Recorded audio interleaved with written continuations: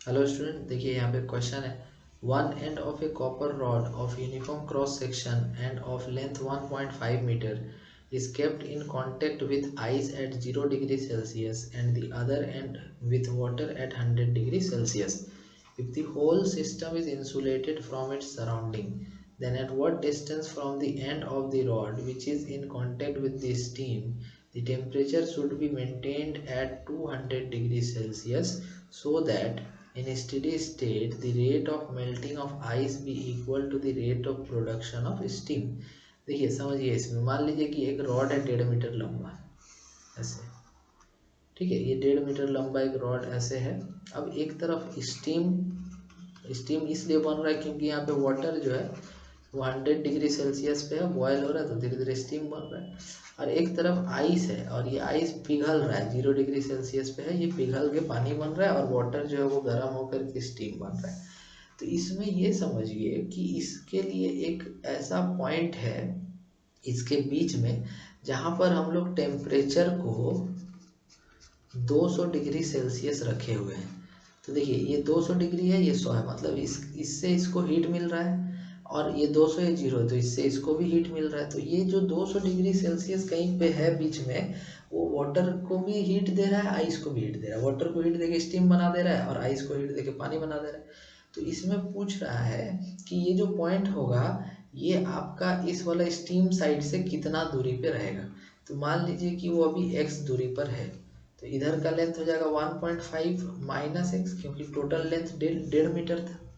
तो देखिए ये जो हीट H1 इस तरफ जा रहा है वो कितना होगा, वो हो जाएगा के ए डेल्टा थीटा, जो हो जाएगा 200 माइनस 100 बाई एक्स। और ये जो हीट एक इस तरफ जा रहा है H2, वो कितना होगा, वो हो जाएगा के ए डेल्टा थीटा, कितना होगा 200 माइनस 0 टेम्परेचर का change by length 1.5 minus x. समझ गए। तो देखिए ये जो हीट H1 जा रहा है स्टीम तक, वो क्या कर रहा है, तो वो जा कर के आपका इसको पिघला दे रहा है। किसको, इस पिघला दे रहा है, मतलब ये भाप बना दे रहा है वाटर को। तो ये हीट करेंट है, मतलब कि एनर्जी बाई टाइम है। ये एनर्जी क्या कर रहा है, तो स्टीम को भाप बना दे रहा है। और ये भी क्या है, तो ये हीट करेंट है, मतलब ये भी एनर्जी बाई टाइम है। ये आइस को मिल रहा है और ये इसको पानी बना दे रहा है। समझ रहे बात। तो इस तरह से यहाँ पे चल रहा है काम।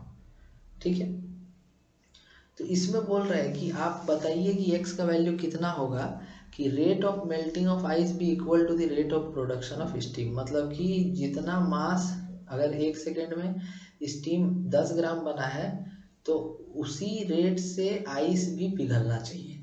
समझ गए। तो जितना रेट से आइस पिघलेगा उतना ही रेट से स्टीम भाप में कन्वर्ट होना चाहिए, ये बोल रहा है इसमें। इसी इसी पे हम लोग बात करेंगे यहाँ पे।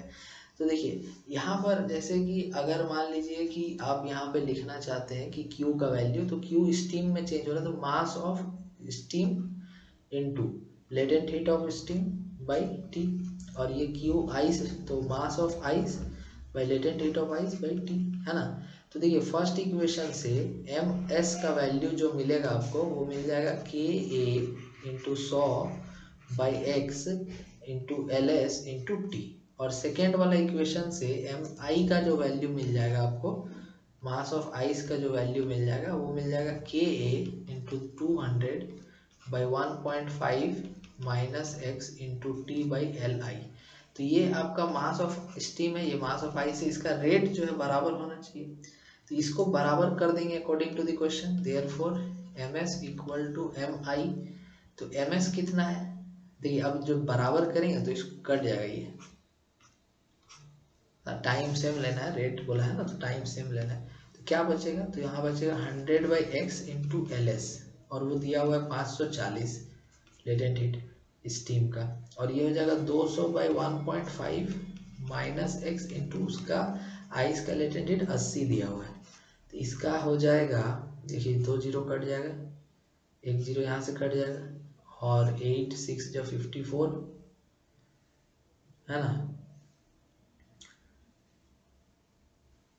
नहीं नहीं, 8 8 या 64, गलत कर दिए, 4 रहने दीजिए अभी ऐसी। तो इधर हो जाएगा 8 into 1.5 minus x equal to 2x into 54। ठीक है, इतना आएगा। तो ये देखिए कि 2 × 4 हो जाएगा, तो कितना आ जाएगा ये 2 × 4, तो ये कितना आ जाएगा 15 × 4 60, 15 चौके 60, 60 minus 4x equal to 54x। ठीक है, तो इसमें देखिए कि आपको यहाँ पर मिलेगा 58x इक्वल टू 6, मतलब कि x का वैल्यू आ गया है हम लोग का। तो x इक्वल टू कितना आ जाएगा 6/58।